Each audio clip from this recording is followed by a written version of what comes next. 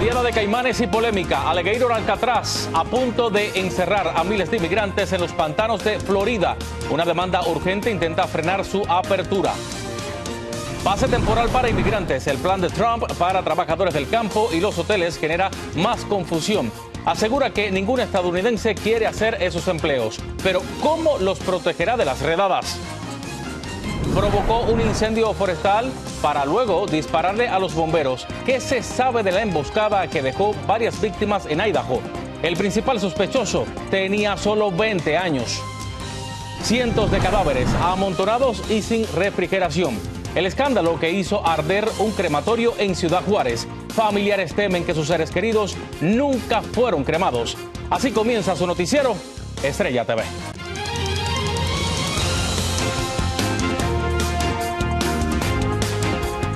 Hola, ¿qué tal? Muy buenas tardes, bienvenidos a su noticiero Estrella TV. Les saluda Abel Álvarez, gracias por acompañarme. Y mire, comenzamos con la fuerte polémica que desató una fotografía con la que el Departamento de Seguridad Nacional anuncia la inauguración del Alligator Alcatraz, la prisión para indocumentados construida en los pantanos de Florida. Mire, la imagen generada por inteligencia artificial muestra a varios caimanes formados usando gorras de ICE junto a una cárcel y el texto "Coming Soon", refiriéndose a la apertura del centro prevista para mañana. Y una de las mayores preocupaciones sobre estas instalaciones es la velocidad con la que fueron construidas. El 19 de junio, el fiscal general del estado presentó la propuesta públicamente. Solo 2 días después arrancó la construcción provisional.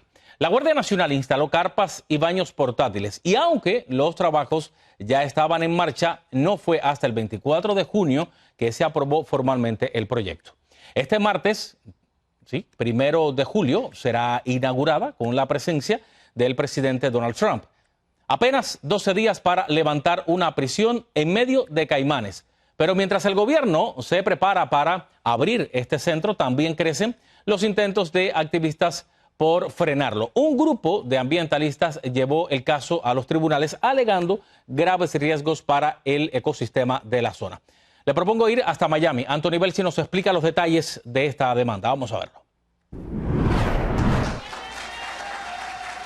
El gobernador de Florida, Ron DeSantis, está ultimando los detalles para abrir Alligator Alcatraz, el centro de detención para migrantes en los Everglades. Confirmó que su apertura sería este martes y se espera la presencia de Donald Trump. Mientras tanto, varios grupos ambientalistas están intentando paralizar sus intenciones. Han presentado una moción de urgencia ante la justicia, alegando que no han seguido los protocolos adecuados para su construcción por la amenaza que supone para el ecosistema natural de la zona. La ley requiere una revisión ambiental antes de crear un programa de esta magnitud.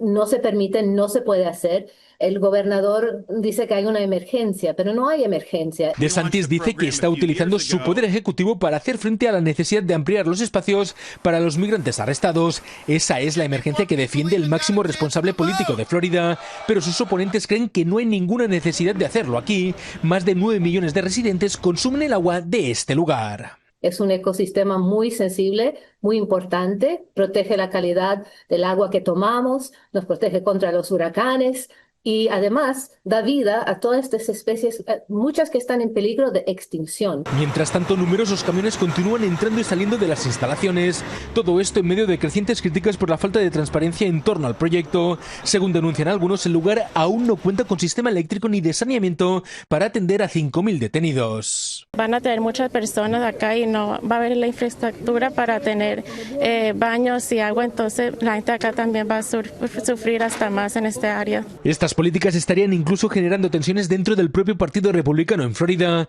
Algunos consideran que se está yendo demasiado lejos en su ofensiva contra la migración. El Partido Republicano tiene que unirse, tenemos que unirnos, pero no podemos llegar al extremo de maltratar al migrante tampoco y sacar a todo mundo, que es una fuerza laboral importante. Por eso los grupos ambientalistas insisten en que si la justicia no hace nada para parar este centro de detención en los Everglades, las consecuencias podrían ser nefastas en un futuro no muy lejano. Desde Miami, Florida, Anthony Belchi, Noticias Estrella TV. Mire, lo que ocurre hoy en Florida no es del todo nuevo. El proyecto Alligator Alcatraz ha revivido comparaciones con la infame Tent City en Arizona, creada en 1993 por el alguacil Joe Arpaio y clausurada en 2017 tras años de denuncias. Ambas comparten condiciones extremas. Una, bajo el sol abrasador del desierto sin aire acondicionado y con temperaturas que superan los 100 grados Fahrenheit. La otra en los pantanos de los Everglades, rodeadas de caimanes y serpientes. Las dos nacen con una retórica de castigo. Arpaio se hacía llamar el sheriff más duro de Estados Unidos. Ahora, el fiscal de Florida, con el respaldo de Trump y DeSantis, presentan al Gator Alcatraz como símbolo de mano dura migratoria. Y al igual que el año pasado, ya hay críticas por posibles violaciones a los derechos humanos y ahora también daño ambiental. Y el presidente Trump vuelve a encender la esperanza para empleados del campo y los hoteles. Les promete un pase temporal porque asegura que ningún estadounidense quiere hacer los trabajos que ellos realizan. Pero algunos ya no creen en sus palabras. Vamos hasta Oxnard, en California. Fernando Mejía tiene las reacciones de los propios campesinos. But, you know, when you go into a farm and he's had somebody working with him for 9 years doing this kind of work, which is hard work to do, and a lot of people aren't going to do it, and you end up destroying a farmer because you took all the people away. It's a problem. El presidente Donald Trump dijo apoyar a los agricultores y de entender lo difícil de conseguir trabajadores en ese sector y que por eso es la creación de un pase temporal que protegerá a los trabajadores del campo y de la industria hotelera de posibles deportaciones. La verdad que sí lo miramos como algo positivo. También como no queremos dar como información incorrecta porque pues como todos sabemos, dice algo y luego otras cosas están pasando. Durante una entrevista a la cadena Fox, Trump dijo que no estaba dando marcha atrás en su política migratoria, pero que valoraba a los agricultores y que estaba trabajando para ayudarlos. El presidente dice muchas cosas, ¿verdad? Pero la realidad en el PIB, en los campos, en pueblos campesinos, no ha cambiado mucho. La familia de Javier Carranza llegó hace más de 3 décadas a Estados Unidos y llevan administrando estas tierras más de 20 años. Su cosecha año con año alimenta a miles de familias en Estados Unidos. Nadie en su familia ha podido regularizar su situación migratoria en ese tiempo. Él tampoco cree en las palabras de Trump. Pues a veces se siente uno triste porque pues, el trabajo que hace uno no es valorado. No es valorado el trabajo que hace uno y es difícil el trabajo del campo. Some kind of a temporary pass where people pay taxes, where the farmer can have a little control as opposed to you walk in and take everybody away. El plan con este pase temporal, según Trump, es darle el control a los agricultores y que no vayan a contratar a un asesino. Este pase temporal también aplicará para trabajadores de la industria hotelera. El zar de la frontera, Tom Homan, ha dicho que las redadas continuarán en hoteles y campos agrícolas, pero que estas estarán basadas en prioridades. Por el momento, eso y los detalles del pase temporal son muy ambiguos. Fernando Mejía, Noticias Estrella TV. Y mientras el presidente busca protecciones para trabajadores del campo y los hoteles, las redadas de ICE continúan contra los jornaleros en Los Ángeles. Vea las imágenes de un operativo en un Home Depot en el vecindario Cypress Park este lunes. What's your name? ¿Cuál es el número? Let's see your identification. Identification, please. Área 213. Área 213. Give me a second. Varias personas indignadas insultaron y les gritaron que se fueran a los agentes, quienes ya estaban en su camioneta con al menos 3 personas arrestadas.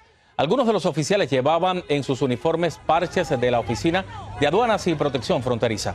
La organización Unión del Barrio reportó hoy más operativos en otras tiendas Home Depot del sur de California.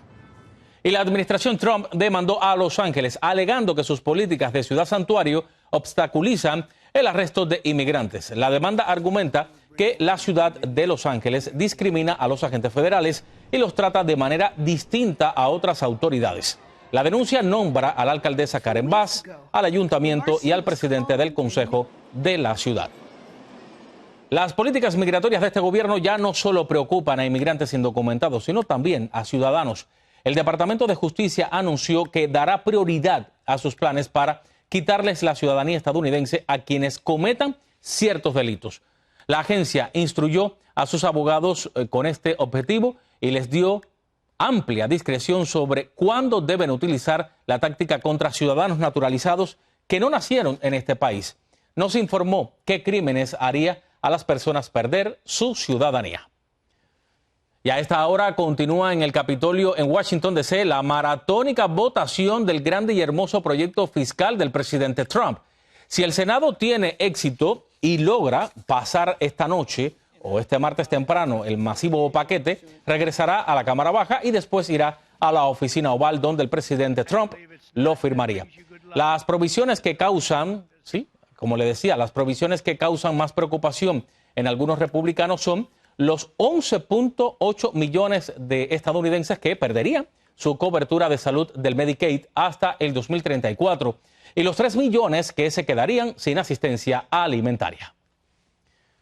Y con esto nos vamos a una pausa, pero no se muevan porque tengo más al regresar. Ya se conoce la identidad del sospechoso que causó un incendio forestal y luego le disparó a los bomberos. Tenemos los detalles de la emboscada.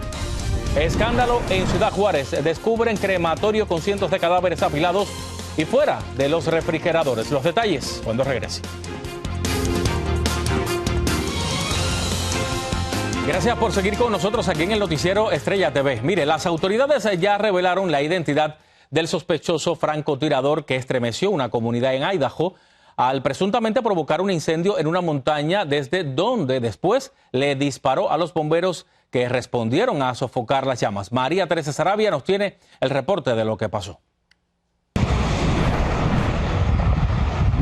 El sospechoso de provocar un incendio forestal en Idaho para después dispararle a los bomberos fue identificado como Wes Royley, de 20 años. El ataque dejó 2 bomberos muertos y otro herido. Según las investigaciones preliminares, autoridades sospechan que el agresor actuó solo y que al parecer se trató de un ataque planeado. We do believe that the suspect started the fire, and we do believe that it was an ambush and it was intentional.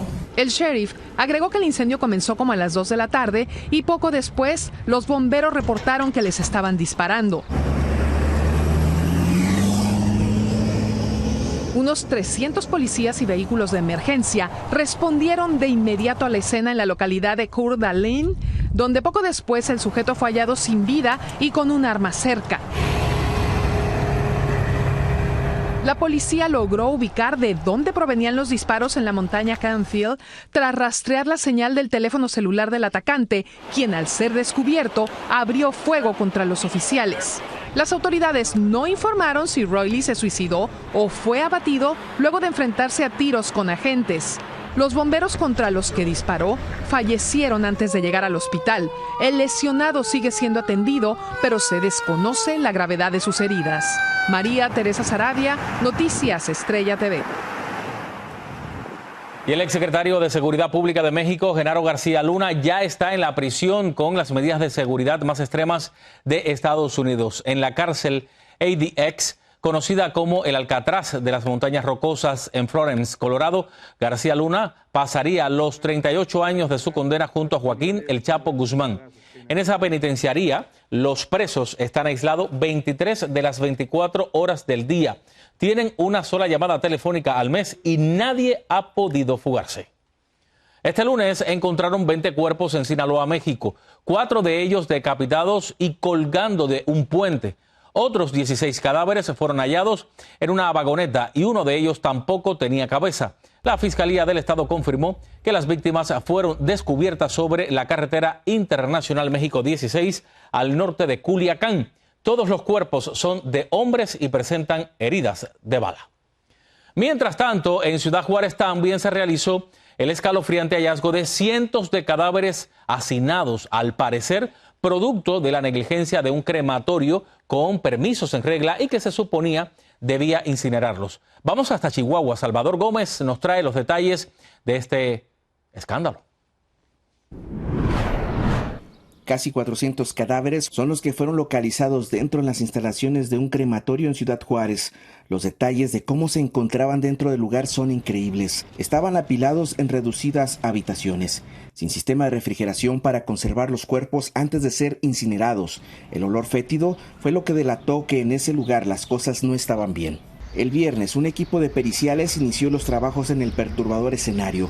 Al inicio se dijo eran 60 cadáveres. Descartaron que se trataba de un crematorio clandestino y todo estaba dentro de lo normal. Se ha venido manejando que es un crematorio clandestino, no es así.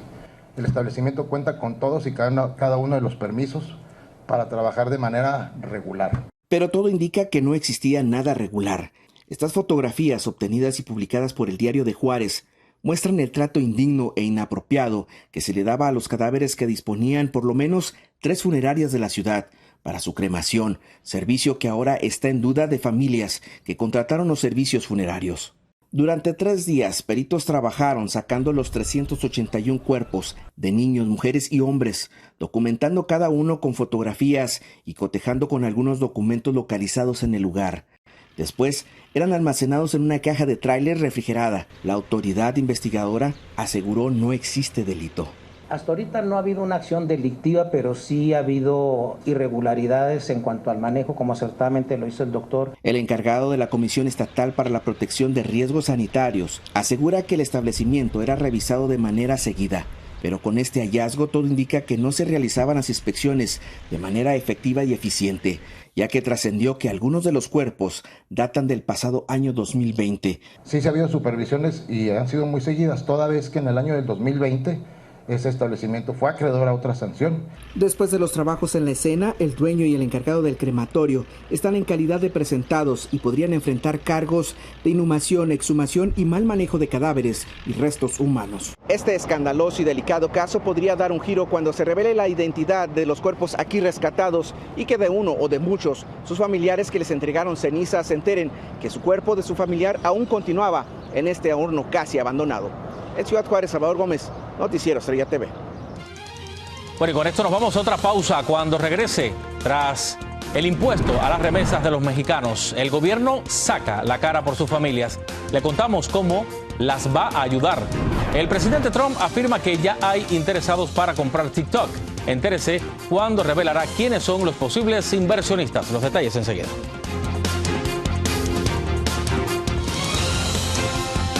Y termina la preocupación para algunos inmigrantes mexicanos a quienes les iba a costar más caro enviarle dinero a sus familias. La presidenta Claudia Sheinbaum anunció un programa que los beneficiará. Vamos hasta la Ciudad de México. Víctor Blázquez nos dice cómo funcionará este plan. Bueno, el día de hoy, la presidenta de México, Claudia Sheinbaum, ya lista un nuevo programa para regresarle a los migrantes que viven en Estados Unidos el 1% que el gobierno del presidente Trump pretende cobrarles en impuestos al enviar remesas a sus familiares. Mencionó que el gravamen es solo para quienes envíen efectivo a sus familiares. Y para aquellos que envían en efectivo vamos a dar un reembolso de ese 1% a través de la tarjeta de Finabien, tarjeta paisano de Finabien. En cifras ofrecidas por la mandataria mexicana, el 99% de las remesas que llegan a México son a través de transferencias bancarias con tarjetas de débito o de cuenta a cuenta, y esas estarían exentas. Pero en la casa de la señora Gutiérrez y de los Fernández están asustados, porque el dinero que reciben de sus esposos en Oregón podría ya no ser suficiente para pagar la renta, la despensa y las escuelas. Pues sí nos afecta porque pues se manda menos dinero, aunque él mande la misma cantidad, nos afecta más porque pues rinde menos el dinero. Si ellos no nos ayudaran, pues para nosotros sería más difícil sacar adelante a mi mamá con todo, porque gracias a ellos ella tiene su casa. En un principio, el impuesto propuesto era del 5%, después pasó al 3.5% y finalmente se redujo al 1%.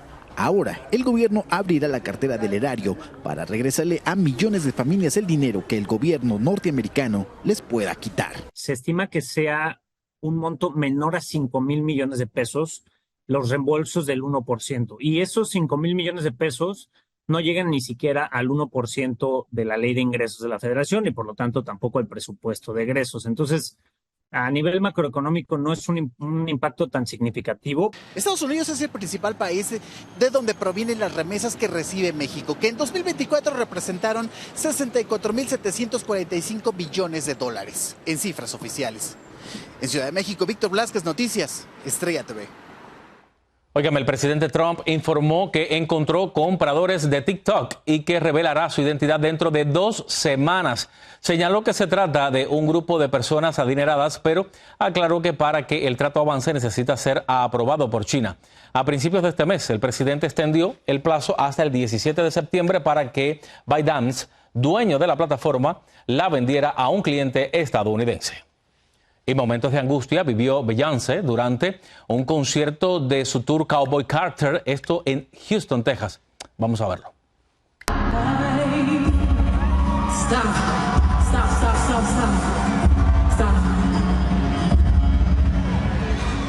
La artista estaba cantando cuando el Cadillac, que la suspendía sobre la audiencia, comenzó a ladearse peligrosamente. La música paró y Beyoncé, muy asustada, dejó de cantar. Por suerte, lograron llevarla a salvo al escenario, donde terminó de cantar y agradeció a los asistentes que la victoriaban. Bueno, y con esto vamos llegando al final. Soy Abel Álvarez. Gracias por informarse conmigo aquí en el noticiero Estrella TV. Les espero mañana.